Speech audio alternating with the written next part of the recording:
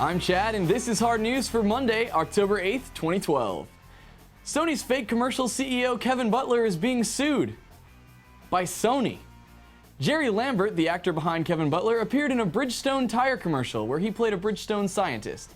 While he is an actor and appearing in other commercials isn't outside the norm, the problem arose due to the fact that the commercial is advertising Bridgestone's Game On promotion, where you can receive a free Wii console with the purchase of 4 tires. Due to this, Sony feels that this has caused damage to the Butler character and Sony as a whole and is seeking financial justice. While I can kind of see both sides of the argument here, they had a much better way of handling the situation. All they had to do is make another commercial with Kevin explaining that he went undercover to check out the competition and give a list of reasons why Sony is the clear choice over Nintendo. Speaking of Nintendo, Rayman Legends release date has been pushed back. Ubisoft announced that the game will definitely be missing its originally scheduled November 30th release date. Instead, Rayman and the rest of the gang will launch in the first quarter of 2013, quote, to make sure the game lives up to and exceeds fans' expectations. While I'm not too excited about the Wii U, this was definitely one of the titles that interests me the most. Oh well, now I guess I have a couple more months to consider purchasing the Wii U or not. And finally, Capcom is showing us that they are fully committed to giving EA a run for their money as the worst gaming publisher of 2012.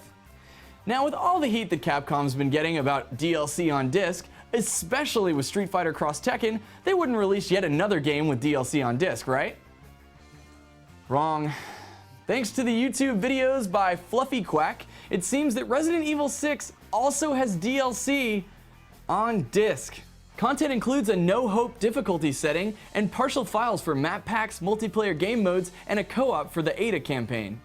Capcom released a statement saying that we still have unannounced DLC for Resident Evil 6 that will be revealed in the coming months, and while virtually all such content will not be on the disc, there will be one piece of content that, for technical reasons, will be included on the retail game disc.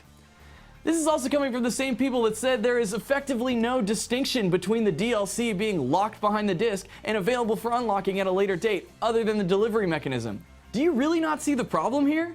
The reason we're upset isn't because DLC exists, it's because somewhere in development you stop making the best game that you can and instead begin limiting your product because you feel you've done enough for $60 and can milk more money out of the consumer later.